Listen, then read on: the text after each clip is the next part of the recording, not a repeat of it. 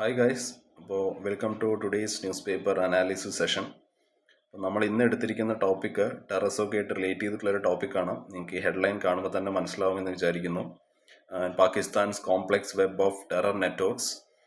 And ഈ ഒരു ന്യൂസിലേക്ക് പോകുന്നതിന് മുമ്പ് we have to look into our operation Sindoor. Operation സിന്ദൂറിനെ പറ്റിയിട്ട് വളരെ ഡീറ്റെയിൽ ആയിട്ടുള്ളൊരു വീഡിയോ നമ്മൾ ചെയ്യുന്നതായിരിക്കും. And salute to the Indian armed force for launching a operation like Operation Sindoor, which is a series of precision air and missile strikes targeting 9 terror-linked sites in Pakistan and Pakistan-occupied Kashmir. അപ്പോൾ തീവ്രവാദത്തിനെതിരെ അല്ലെങ്കിൽ ടെററിസത്തിനെതിരെ ഇന്ത്യയുടെ stand എന്താണെന്ന് കാണിച്ചു കൊടുത്ത mission തന്നെയായിരുന്നു operation Sindoor എന്ന് പറയുന്നത്. And we have used different varieties of weapons. And Rafale ആണെങ്കിലും സുഖോയ് ആണെങ്കിലും മിറാജ് 2000 ആണെന്നുണ്ടെങ്കിലും ഇതിനെ പറ്റിയിട്ടുള്ളൊരു ഡീറ്റെയിൽ ആയിട്ടുള്ളൊരു വീഡിയോ നമ്മൾ ചെയ്യുന്നതായിരിക്കും. ഓക്കെ, അപ്പോൾ ഈ ഒരു ഓപ്പറേഷൻ സിന്ദൂർ എന്ന് പറയുന്നത് നമുക്കറിയാമല്ലോ, which is a direct response to the Pahalgam terror attack. April 22-ന് 26ഓളം സിവിലിയൻസിന് അവരുടെ ജീവൻ നഷ്ടമായി. 25 ഇന്ത്യൻസും അതേപോലെ ഒരു നേപ്പാളി ടൂറിസ്റ്റിനുമാണ് അവരുടെ ജീവൻ നഷ്ടമായത് കാശ്മീരിൽ. ആൻഡ് ആ ഒരു അറ്റാക്കിൻ്റെ റെസ്പോൺസിബിലിറ്റി ക്ലെയിം ചെയ്തത് ആ ഒരു ദി റെസിസ്റ്റൻറ്റ് ഫ്രോണ്ട് ആണ്, TRF എന്ന് പറയുന്ന സംഘടനയാണ്, which is a group linked to Lashkar-e-Taiba, with India attributing its support to Pakistan. And ഈ ഒരു Lashkar-e-Taiba എന്താണ്, ഇവരുടെ ആ ഒരു എവല്യൂഷനും കാര്യങ്ങളൊക്കെ നമ്മൾ ഇന്നത്തെ വീഡിയോയിൽ ഡിസ്കസ് ചെയ്യുന്നതായിരിക്കും. ഓക്കെ, സോ നമുക്ക് നമ്മുടെ എല്ലാ ന്യൂസ് സെഷനിലും നമ്മൾ ചെയ്യുന്നത് പോലെ ഇതിൻ്റെ ഈ ഒരു ന്യൂസിൻ്റെ പ്രിലിംസ് ആൻഡ് മെയിൻസ് റെലവൻസ് നമുക്കൊന്ന് നോക്കാം. പ്രിലിംസിൽ കറണ്ട് അഫയേഴ്സിൽ വരുന്നൊരു ടോപ്പിക്കാണ്, just current events of national and international importance. അതേപോലെ മെയിൻസിലാണെന്നുണ്ടെങ്കിൽ GS പേപ്പർ 3 വരുന്നൊരു ടോപ്പിക്കാണ്, which is the security challenges and their management in border areas, linkages of organised crime with terrorism. And ഈ ഒരു ന്യൂസിൻ്റെ context നോക്കുകയാണെന്നുണ്ടെങ്കിൽ we will be discussing about the Genesis of Pakistan's terror infrastructure. So the Soviet-Afghan War, which happened in 1979, was the turning point when Pakistan's ISI, with US backing, built a jihadi network. So these networks diversified into Kashmir-centric militancy, control over Afghanistan, sectarian violence, global jihadist ideology. And recent data confirms a resurgence of Pakistan-sponsored terrorism, with analysis based on open source intelligence, declassified records, and academic research revealing a deeply entrenched terror ecosystem. So നമ്മുടെ പാകിസ്ഥാൻ്റെ ഒരു terror ഇൻഫ്രാസ്ട്രക്ചറിൻ്റെ ബിഗിനിങ്ങിനെ പറ്റിയിട്ട് നമ്മൾ പറയുകയാണെന്നുണ്ടെങ്കിൽ നമുക്ക് ഈ ഒരു Soviet Afghan വാർ 1979 ഉണ്ടായിരുന്ന വാർ ഒന്ന് ഡിസ്കസ് ചെയ്യണം. സോ ഡീറ്റെയിൽ ആയിട്ട് ഞാൻ പോകുന്നില്ല. I will be giving a outline of this particular war. നമുക്കറിയാം അഫ്ഗാനിസ്ഥാനിൽ ഒരുപാട് സോവിയറ്റ് ഫോഴ്സസ് ഒക്കെ ആ ഒരു കാലഘട്ടത്തിൽ ഉണ്ടായിരുന്നു. ഈ ഒരു വാറിൻ്റെ ബാക്ക്ഗ്രൗണ്ട് എന്താണെന്ന് വെച്ചാൽ പാകിസ്ഥാൻ്റെ ഇൻ്റലിജൻസ് ഏജൻസി, അതായത് ISI, അവർ US-ൻ്റെ ഹെൽപ്പോട് കൂടിയിട്ട് with the help from the US supported Islamic fighters, which is called the Mujahideen, to fight Soviet forces in Afghanistan. So this created a large network of armed militants. Okay, അതിനുശേഷം എന്താണ് ഉണ്ടായത്? What happen next? After the war these militant didn't disappear. So ഈ ഒരു വാറിന് വേണ്ടിയിട്ടാണ് ഈ ഒരു മുജാഹിദീൻ എന്ന് പറയുന്ന ആ ഒരു ഇസ്ലാമിക് ഫൈറ്റേഴ്സിനെ US സപ്പോർട്ട് ചെയ്തിട്ട് നമ്മുടെ അഫ്ഗാനിസ്ഥാനിലുള്ള സോവിയറ്റ് ഫോഴ്സസിനെതിരെ ഫൈറ്റ് ചെയ്തത്. പക്ഷെ ആ ഒരു വാർ കഴിഞ്ഞെങ്കിൽ കൂടി ഇവർ പിന്നെയും ഫീൽഡിൽ തന്നെ ഉണ്ടായിരുന്നു. So instead the network grew and spread into other areas. ഇപ്പോൾ കാശ്മീർ, അഫ്ഗാനിസ്ഥാൻ, അതായത് പിന്നെ പാകിസ്ഥാൻ്റെ ഉള്ളിലും അതേപോലെ വേൾഡ് വൈഡൊക്കെ ഇവരിങ്ങനെ പരന്ന് കടന്നു. ഇപ്പോൾ കാശ്മീരിൻ്റെ കാര്യം പറയുകയാണെന്നുണ്ടെങ്കിൽ many fighters were redirected to fight in Indian administered Kashmir. And അഫ്ഗാനിസ്ഥാനിലാണെന്നുണ്ടെങ്കിൽ Pakistan continued influencing Afghan politics through militant groups. പാകിസ്ഥാൻ്റെ അകത്താണെന്നുണ്ടെങ്കിൽ some groups turn violent with Pakistan itself, targeting other Muslim sections. And ഒരു ഓവറോൾ വേൾഡിൻ്റെ കാര്യം പറയുകയാണെന്നുണ്ടെങ്കിൽ global jihadist ideology also grew from this, inspiring terrorism beyond South Asia. So ഈ ഒരു current situation എന്താണ്? ഈ ഒരു പുതിയ എവിഡൻസും കാര്യങ്ങളൊക്കെ കാണിക്കുന്നതും അതേപോലെ കുറേ open sources and declassified files and academic studies shows that Pakistan's terror support system still exist and it is still active, especially in supporting terrorism abroad. So next we will be discussing about key terrorist outfits backed by Pakistan. ഇവിടെ നമ്മൾ കുറച്ച് militant ഗ്രൂപ്പ്സിനെ പറ്റിയിട്ടൊക്കെ പഠിക്കും. അതിൽ ഏറ്റവും മെയിനായിട്ട് നമുക്ക് നോക്കാനുള്ള ആൾക്കാരെന്ന് പറഞ്ഞാൽ നിങ്ങൾക്കറിയാലേ, നമ്മുടെ ഈ ഒരു LET which is Lashkar e Taiba. ഇവരൊരു കീ മിലിറ്റന്റ് ഗ്രൂപ്പാണ്. ഇവരുടെ ഒരു സ്റ്റാർട്ടിങ് എന്ന് പറയുന്നത് 1990s എന്നാണ് വിശ്വസിക്കപ്പെടുന്നത്. ആൻഡ് ഇത് സ്റ്റാർട്ട് ചെയ്തത് ഹാഫിസ് സയ്യിദാണ് പാകിസ്ഥാനിലെ. ആൻഡ് നമ്മുടെ ഇന്ത്യയിൽ നടന്നിട്ടുള്ള 3 അറ്റാക്ക്, മേജർ ആയിട്ടുള്ള 3 ടെററിസ്റ്റ് അറ്റാക്സിലും ഇവരുടെ പ്രസൻസ് ഉണ്ട്. അതായത് 2008 മുംബൈ അറ്റാക്കിൽ 166 ആൾക്കാരാണ് മരിച്ചത്. Okay, 166 people were killed in that Mumbai attack in 2008. അതേപോലെ മുംബൈയിലെ ട്രെയിൻ ബ്ലാസ്റ്റ് 2006 209 ആൾക്കാർ മരിച്ചു. അതേപോലെ Pune bombing 2010 which played an indirect role by this militant group Lashkar e Taiba. ഇവരുടെ ഓപ്പറേഷൻസും പ്രസൻസിൻ്റെയും കാര്യം പറയാനാണെന്നുണ്ടെങ്കിൽ ഇവർ 16ഓളം ട്രെയിനിങ് ക്യാമ്പുകൾ നടത്തുന്നുണ്ട് പാകിസ്ഥാനിൽ. ഓക്കെ, 300-ലേറെ റിലീജിയസ് സ്കൂൾസ്, മദ്രസാസ് ഇവർ പാകിസ്ഥാനിൽ നടത്തുന്നുണ്ട്. ഈ ഒരു militant group which is Lashkar e Taiba. And ഇവർ 21 രാജ്യങ്ങളിൽ ആക്റ്റീവാണ്. നേപ്പാളിലും ബംഗ്ലാദേശിലും ഇവരുടെ പ്രസൻസ് ഉണ്ട്. ഇവരുടെ ഫണ്ടിങ് സോഴ്സാണ് നമ്മൾ ഇതിനടുത്ത് ഡിസ്കസ് ചെയ്യാൻ പോകുന്നത്. ഇവരുടെ ഫണ്ടിങ് സോഴ്സ് എന്ന് പറഞ്ഞാൽ ഒന്ന് പാകിസ്ഥാൻ്റെ ആ ഒരു ഇൻ്റലിജൻസ് ഏജൻസിയാണ്. നമുക്കറിയാലേ ISI. പാകിസ്ഥാൻ്റെ ISI ആണ് ഇവരുടെ മെയിൻ ഫണ്ടിങ് സോഴ്സ് എന്ന് പറയുന്നത്. 25 to 50 million പെർ ഇയർ ആണ് ഇവർ ഈ ഒരു ISI, ഈ ഒരു ടെറർ ഗ്രൂപ്പിന് ഫണ്ട് ചെയ്യുന്നത്. അതേപോലെ ഗൾഫ് കൺട്രീസും ഇവരുടെ ഡോണേഴ്സാണ്. സൗദി അറേബ്യയും UAEയും ഇവരുടെ മെയിൻ ഫണ്ടേഴ്സാണ്. ഓക്കെ, അതേപോലെ Pakistani communities abroad and Islamic charities and they also make money from real estate and trade businesses. So നമ്മൾ ഈ ഒരു ലഷ്കർ ഇ തായ്ബയെ പറ്റിയിട്ടാണ് സംസാരിച്ചത്, which has emerged in 1990s and it was led by Hafiz Saeed, which is responsible for 2008 Mumbai attack which killed 166 people, 2006 Mumbai train blast, 2009 people were killed, and indirect role in 2010 Pune bombing. And they maintain 16 plus training camps and 300 plus madrasas in Pakistan and has presence in 21 countries including Nepal and Bangladesh, funded through ISI support, like I have mentioned, like to 25 to 50 million per year, and Gulf donors like Saudi Arabia and UAE supports Lashkar e Taiba, and Pakistani diaspora and Islamic charitable front support them, and real estate and trading businesses are also backing them in funding. And next നമ്മൾ നോക്കാൻ പോകുന്ന ഒരു militant group എന്ന് പറയുന്നത് Jaish E Muhammad ആണ്. JEM നിങ്ങൾ കേട്ടിട്ടുണ്ടാവും, familiar ആയിരിക്കും ഈ ഒരു name. And founded by Masood Azhar in 2000, post IC-814 hijacking, responsible for 2001 Indian Parliament attack, 2019 Pulwama bombing where 40 CRPF people were killed. And they run suicide trainings and has re-established camps in Afghanistan, funded via Al Rahmat Trust, 10 to 15 million per year, commodity training, real estate and ISI support and all. So ഇവിടെ ഈ ഒരു ജെയ്ഷെ മുഹമ്മദിൻ്റെ കാര്യം പറയുകയാണെന്നുണ്ടെങ്കിൽ ഇവർ 2000-കളിലാണ് ഇവരുടെ ആ ഒരു ഉത്ഭവം എന്നാണ് വിശ്വസിക്കപ്പെടുന്നത്. ആൻഡ് മസൂദ് അസറാണ് ഇവരുടെ ഫൗണ്ടർ.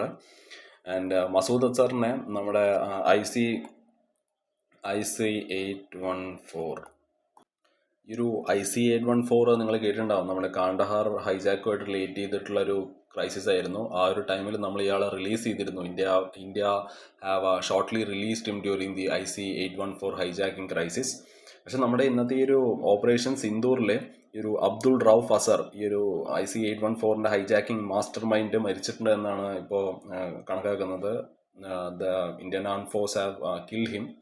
ആൻഡ് ഇയാളുടെ മേജർ അറ്റാക്സ് എന്ന് പറയുന്നത് 2001 നമ്മുടെ ഇന്ത്യൻ പാർലമെൻറ്റ് അറ്റാക്ക്, അതിൻ്റെ പിന്നിലുള്ള മാസ്റ്റർ മൈൻഡ് ആയിരുന്നു.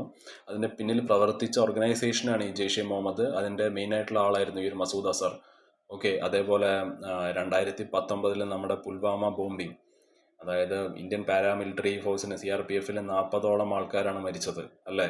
അതേപോലെ വേറെ ഓപ്പറേഷൻസ് പറയാനാണെന്നുണ്ടെങ്കിൽ ഇവരുടെ മെയിൻ പരിപാടി എന്താണെന്ന് പറഞ്ഞാൽ ആൾക്കാരെ ട്രെയിൻ ചെയ്യുക. എന്തിനു വേണ്ടി ട്രെയിൻ ചെയ്യുക? സൂയിസൈഡ് മിഷൻസിന് വേണ്ടിയിട്ട് ട്രെയിൻ ചെയ്യുക. They train fighters for suicide missions.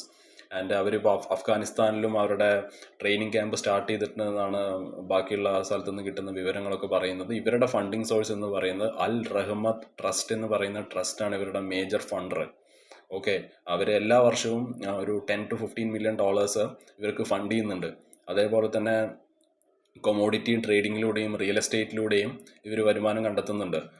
Business income ആ ഒരു ഇതിൻ്റെ കോണ്ടെക്സ്റ്റിൽ നമുക്കിതിനെ പറയാം, കൊമോഡിറ്റി ട്രേഡിങ്ങും റിയൽ എസ്റ്റേറ്റും. അതേപോലെ തന്നെ നമ്മുടെ പാകിസ്ഥാനിലെ ഇൻ്റലിജൻസ് ഏജൻസി ആയ ISIയുടെ സപ്പോർട്ടും ഇവർക്കുണ്ട്.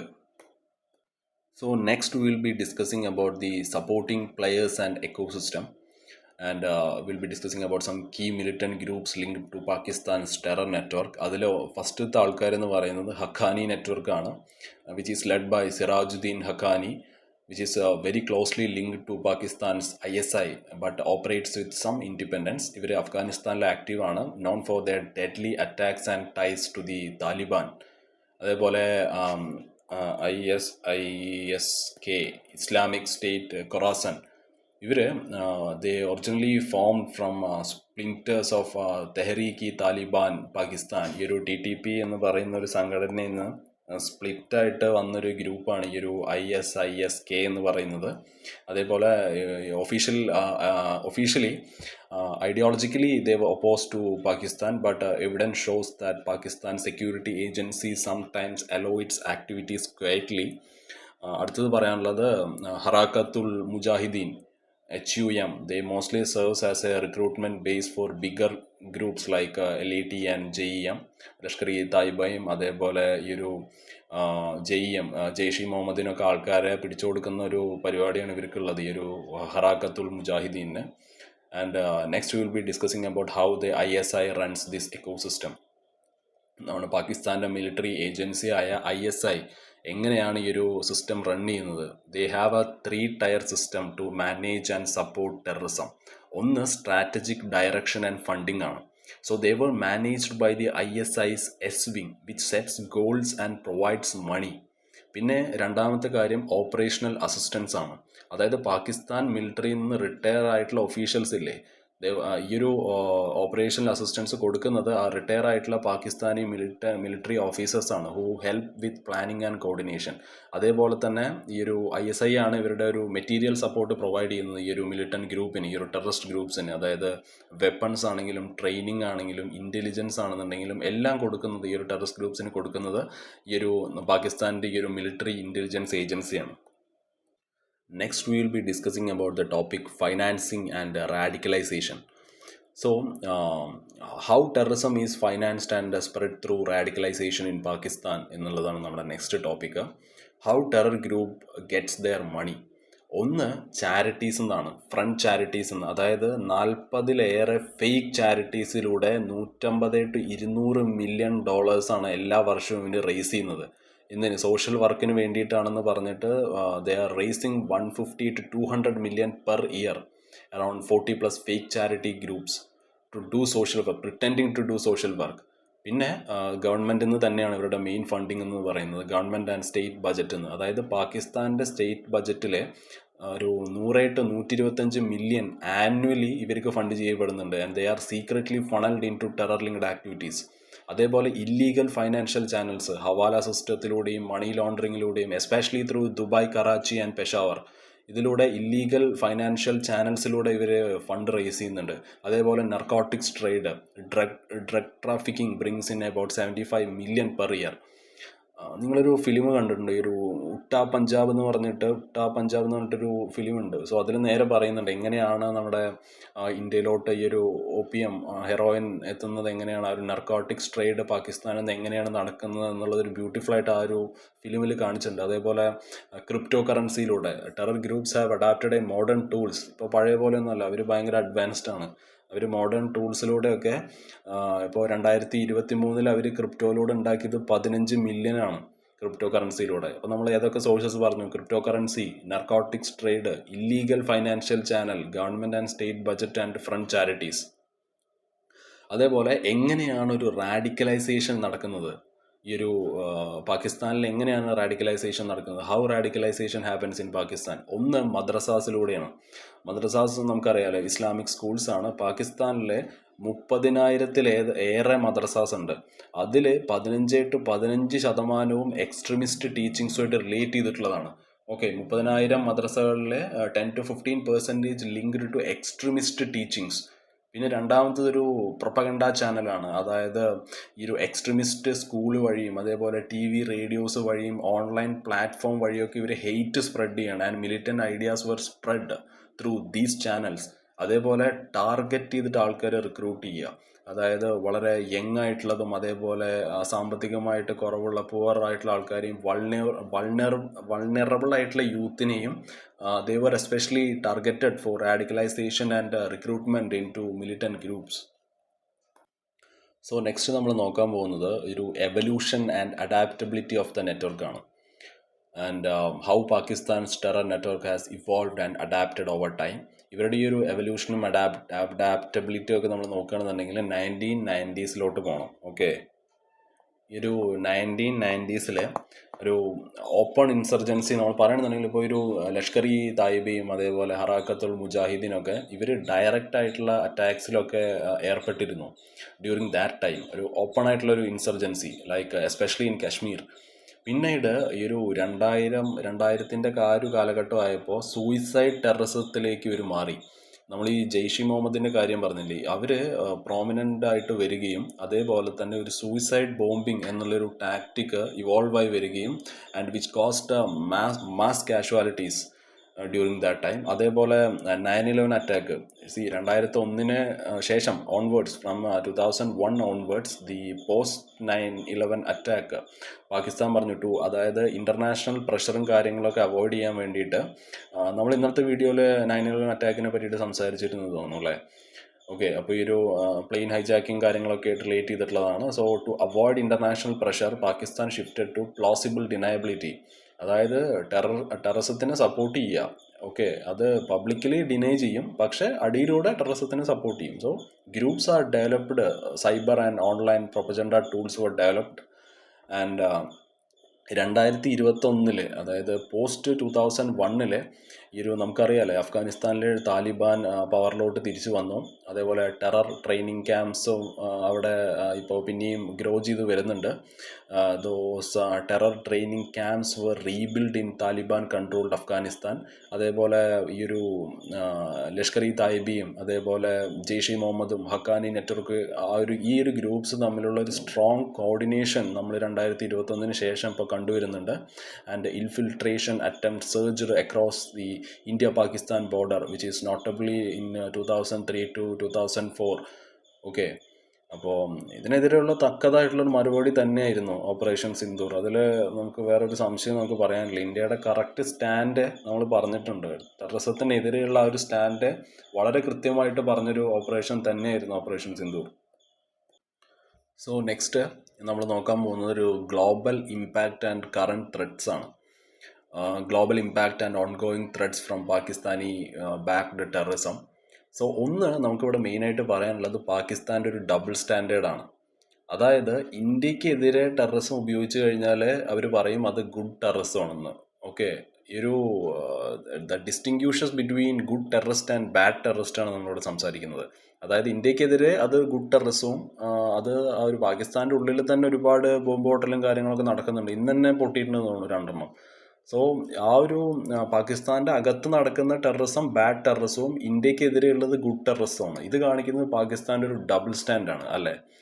പിന്നെ നമുക്ക് നോക്കാനുള്ളത് ഒരു ഗ്ലോബൽ ഇമ്പാക്റ്റിൽ മാസീവ് ഹ്യൂമൻ കോസ്റ്റാണ്. അതായത് 45,000-ഓളം ഡെത്തുകളാണ് പാകിസ്ഥാൻ സപ്പോർട്ടഡ് ടെറർ ഗ്രൂപ്പ്സിൻ്റെ കയ്യിൽ നിന്നുണ്ടായിരിക്കുന്നത്. 1990s തൊട്ടിട്ട് over 45,000 deaths linked to Pakistan supported terror groups. അതേപോലെ തന്നെ ഒരു നെക്സ്റ്റ് നോക്കാനുള്ളത് ഒരു FATF ഒരു ഗ്രേ ലിസ്റ്റാണ്. Global concern recognised like Pakistan was placed on the FATF grey list in 2008 to 2022. ഈ ഒരു FATF എന്ന് പറയുന്നത് FATF which stands for Financial Action Task Force. They are the global money laundering and terrorist financing watchdog. It sets international standards that aim to prevent these illegal activities and the harm they cause to the society. And ഈ ഒരു പാകിസ്ഥാനെ ഈ ഒരു FATFൻ്റെ grey ലിസ്റ്റിൽ പെടുത്തിയിട്ടുണ്ടായിരുന്നു 2008 തൊട്ട് 2022 വരെ due to concerns over terror financing and lack of enforcement.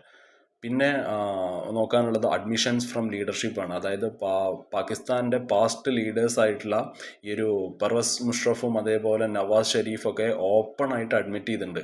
സ്റ്റേറ്റിൻ്റെ support ഈ ഒരു ടെറർ ഗ്രൂപ്പ്സിന് വേണ്ടിയിട്ടുള്ള ഓപ്പണായിട്ട് അവർ പറഞ്ഞിട്ടുണ്ട്, ഞങ്ങൾ ടെറർ ഗ്രൂപ്പ്സിനെ സപ്പോർട്ട് ചെയ്യുന്നുണ്ട് എന്നുള്ളത്. നവാസ് ഷെറീഫ് ആണെന്നുണ്ടെങ്കിലും പർവസ് മുഷറഫ് ആണെന്നുണ്ടെങ്കിലും. ആൻഡ് പിന്നെ നമുക്ക് നോക്കാനുള്ളത് ഈ ഒരു റീസെൻറ്റ് എക്സാമ്പിൾസ് ആണ് of on going threads like Pahalgam അറ്റാക്കിൽ 26ഓളം ആൾക്കാർ മരിച്ചു, which underscores the continue danger from cross border terrorism. ഇതൊരു ഗ്ലോബൽ ഇഷ്യൂ ആണ്, a global issue, not just regional. Okay, ഇത് ജസ്റ്റ് ഇന്ത്യ പാകിസ്ഥാൻ തമ്മിലുള്ള ഒരു ഇഷ്യൂ അല്ല. ഈ ഒരു പാകിസ്ഥാൻ്റെ ഈ ഒരു ടെറർ ഇൻഫ്രാസ്ട്രക്ചർ എന്ന് പറയുന്നത് ത്രട്ടൺ ചെയ്യുന്നത് ഗ്ലോബൽ റൂൾസിന് തന്നെയാണ്. Okay, this is not just an India Pakistan issue.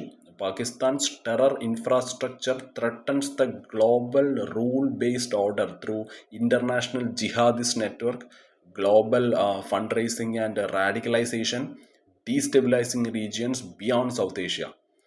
So ഇതൊക്കെയാണ് നമുക്ക് ഇന്നത്തെ ടോപ്പിക്കിൽ കവർ ചെയ്യാനുള്ള മെയിനായിട്ടുള്ള കുറച്ച് സംഭവങ്ങൾ.